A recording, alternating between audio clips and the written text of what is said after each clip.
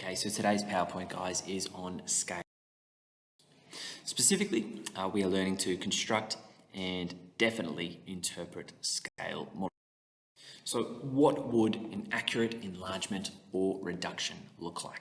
So we spoke a little bit about this last lesson in terms of, enlargement, reduction, similar images. And of course, what we need for two objects to be similar is that they are the exact same image, just made bigger or made smaller, so enlarged or reduced. So what we have here is a picture of a real-life sailboat. Okay, I don't have the exact dimensions, guys, but you can imagine it's quite a long vessel, quite large. Okay. On the right here, we have a replica.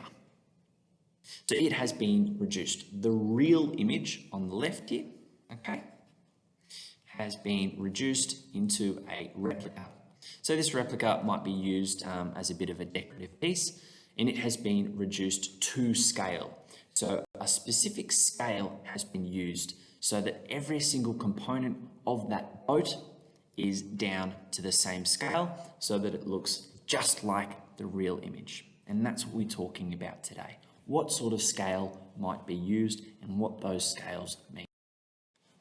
So scale models are not only used in boats, okay, they're used in lots of different things. Houses, wind turbines, model ships, model planes, model cars, maps and wind tunnels. Pretty much whenever you knock up a design or you see, a proposed design, it's often small. You might have seen little model towns or model buildings. They're obviously not as big as the real thing. The purpose of them is to give an idea of what the finished product might look like. So over on the right here, we have a picture of a house plan, and this is used by architects and builders and homeowners to get an idea of what the finished product will look like. So obviously the bed is not going to be, a couple of centimeters. The bedroom, is not going to be a couple of centimeters long. That matches up to a certain distance in real life. So it would be scaled up into real life to see, well, what is the actual distance being represented by this line, okay? And then that same scale would be used throughout this design, okay? You often see that it is, 1 centimeter is equal to, a certain amount of distance in the real life. So it might be is equal to, 1 meter in real life or something like that. And those scales are what we're going to be talking about in this lesson. Okay, so guys, we have that little pencil note up the top there. So we are copying these down. A scale model represents a recreation of an object. Scale models keep relative length, width, and height of each part of the model the same as the original object. Okay?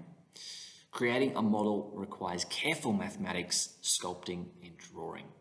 A poorly planned scale model won't accurately represent the source very well. So it might be out of proportion and it might not give an accurate idea of what the original object was. Scale dimensions are accomplished by dividing the length by a constant number. So for example, if we wanted to achieve a model that is 1/30th the size, it requires dividing all measurements by 30. And this is written as a 1:30 as a ratio there, 1:30. So for example, if we wanted to have, say, a model remote control car, well, you would measure every single detail of the real car, okay, and then divide that by 30 to give you the dimensions of the remote control car.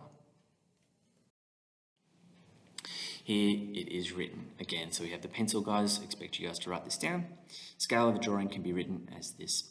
So 1 centimeter is to 8 meters. So every 1 centimeter that you see on the plan or on the drawing, okay, is equal to 8 meters in real life, in the actual world of the actual object that it represents, okay? A scale map, right? So a map you want to include, maybe a town or a country. You might have 1 centimeter on the map is actually 200 meters in real life. So you're capturing a lot more information. we'd shrunk down quite a lot more to get it onto the map. So, a diagram of this car is constructed with a scale of 1:40. So what does this really mean? Okay, so what we could do is we could measure, say, the distance of this wheel in diameter. So how wide is this wheel? Okay, and if we got our rulers out, depending on your computer screen, I might say that that's about 2 centimeters long. What it means, according to our scale, is that we would have to, now let me just get my pen out. So if it's 2 centimeters on my drawing, okay, well, if I have a 1:40 scale, well, then I would need to multiply this by 40 to get my scale here. So it would not be 2 centimeters in real life because I've used a 1:40 scale. It would actually be 80 centimeters in diameter. And to me, that is a lot more accurate. That is kind of what I expect a wheel to be. 2 centimeters, not right, not a real size. But in the real world, okay, if I scale this car up to a 1:40 ratio, 1:40 scale, it would be 80 centimeters. And we could do this for every single component to figure out what it would be in real life. So we could measure the distance along here on our windscreen, and we might say, well, that's actually, maybe 5 centimeters, okay? Well, then we would have to scale it up, so we would have to times it by 40 because we've used a 1:40 ratio, and that would be 200 centimeters in real life, okay? Etc., etc. Okay, so guys, what I'd like you to do is if you'd like to pause this video and have a go at this yourself, we'll come back together in a minute and compare our answers. So A, okay, what we have is we have a model of the barn, so it's over here on the right, and it has been constructed using a scale of 1:50. So that means that 1 centimeter of our plan, of our model, of our drawing is equal to 50 centimeters in real life. So what we need to do for part A is to calculate the actual height of the barn door if the model of the door is 4 centimeters high. So again, what we're going to do is 4 centimeters, okay? Just like we did in the previous example, okay, we need to multiply that by 50 because that is the ratio that we are using. 1:50 times by 4, so we get 200 centimeters, okay? It's as simple as that. Calculate the length, the actual length of the barn if the model length is 23 centimeters long. So 23 centimeters is 2. So again, every one of those centimeters actually matches up to 50 centimeters in real life. So again, we are going to go 23 times 50. We're going to multiply by 50 to get our real life length, which is equal to 1,150 centimeters. Okay. C does take a little bit more thinking. Okay, so this time we are working backwards. So we know that the actual barn is 4 meters high, and we're interested in what the height will be in our model. So first things first is we probably would like to work in centimeters. So I'm just going to really quickly convert that to 400 centimeters. Okay, so the one on the right is the distance in our real life object, and the value, the measurement on our left is the measurement on our drawing.